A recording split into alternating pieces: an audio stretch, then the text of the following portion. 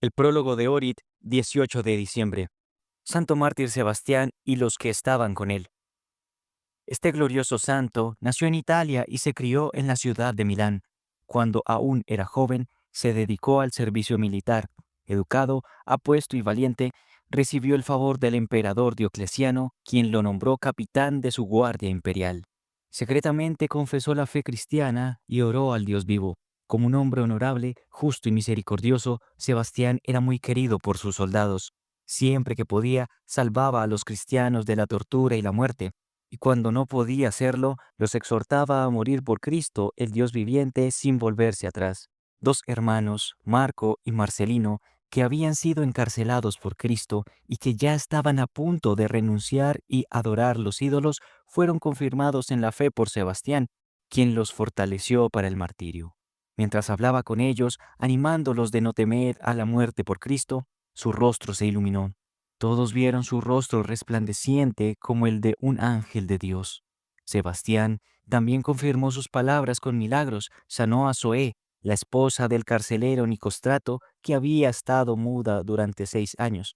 La condujo a ella, a Nicostrato y a toda su casa al bautismo. Sanó a los 2 hijos enfermos de Claudio el comandante y lo bautizó a él y a su casa. Sanó a Tranquilino, el padre de Marco, y Marcelino de gota y dolores en sus piernas que lo habían perturbado durante 11 años y lo llevó al bautismo junto con toda su casa. Sanó al eparco romano Cromatio de la misma enfermedad y lo llevó a él y a su hijo Tiburtio al bautismo. La primera de ellas en sufrir fue Santa Zoé, a quien tomaron en la tumba del apóstol Pedro, donde estaba rezando a Dios. Después de torturarla, la arrojaron al río Tiber. Luego se apoderaron de Tiburtio, y el juez colocó carbones vivos delante de él, diciéndole que eligiera entre la vida y la muerte, es decir, para echar incienso sobre las brasas y para dar ofrenda a los ídolos o para pararse descalzo sobre las brasas. San Tiburtio hizo la señal de la cruz, se paró descalzo sobre las brasas y permaneció ileso. Después de esto fue decapitado. Nicostrato fue asesinado con una estaca, Tranquilino se ahogó y Marco y Marcelino fueron torturados y perforados con lanzas. Luego Sebastián fue llevado ante el emperador Diocleciano. El emperador lo reprendió por su traición, pero Sebastián dijo, entre comillas, siempre he orado a mi Cristo por su salud y por la paz del imperio romano. El emperador ordenó que lo desnudaran y le dispararan con flechas. Los soldados le dispararon con flechas hasta que el mártir estaba tan completamente cubierto de flechas que su cuerpo no fue visto por ellos. Cuando todos pensaron que estaba muerto, apareció vivo y completamente sano. Entonces los paganos lo mataron con bastones. Él sufrió gloriosamente por Cristo su Señor y tomó su habitación en el reino de Cristo en el año 287, en la época del emperador Diocleciano y Gallo, el obispo de Roma. San Floro, obispo de Ámino. Floro vivió en la época de los emperadores Justino II y Mauricio, 565-602. Era hijo de nobles. Renunció a la conmoción y a la vanidad del mundo y se retiró a un monasterio para vivir la vida de ascetismo para la salvación de su alma. Más tarde, fue elegido obispo de la ciudad de Ámino en la provincia de Capadocia.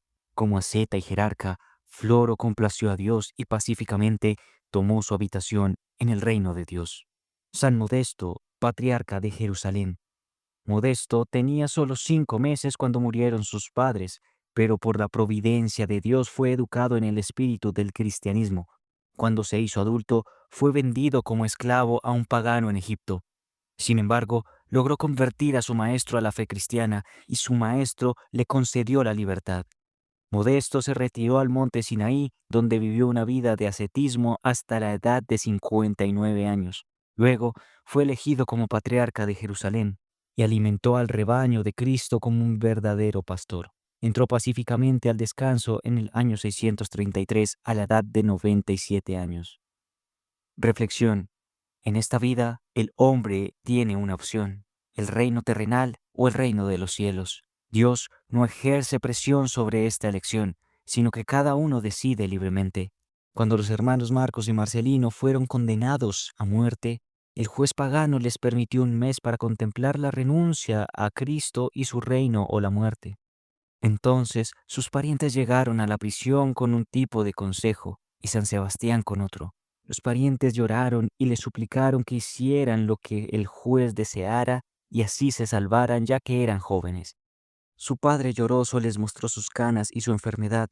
Su madre juraba por la comida de sus pechos con que los alimentaba. Sus hijos lloraban a su alrededor.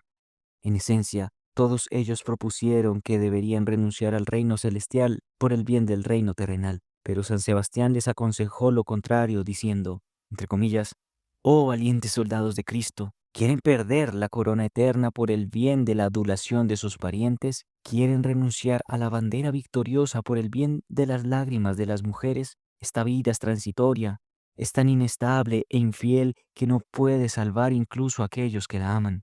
¿Cuánto vale esta vida incluso si se vive por 100 años? ¿Cuándo llega el último día? ¿No parecen todos nuestros últimos años y todas las delicias terrenales como si nunca hubieran existido? De hecho, no es razonable temer perder esta vida que pasa rápidamente cuando sabe que uno recibirá esa vida eterna en la que las delicias, las riquezas y el regocijo comienzan y nunca terminan, permaneciendo eternos por todos los siglos. Recuerden las palabras del Señor. Los enemigos de un hombre serán los de su propia casa. Con estas y muchas otras palabras, San Sebastián prevaleció. Los santos mártires amaron más el reino de los cielos que el reino terrenal y con gozo se fueron a la muerte por Cristo. Contemplación. Contemplar la castidad de José. Génesis, capítulo 39. Primero, cómo la esposa lujuriosa de Potifar instó a José a pecar.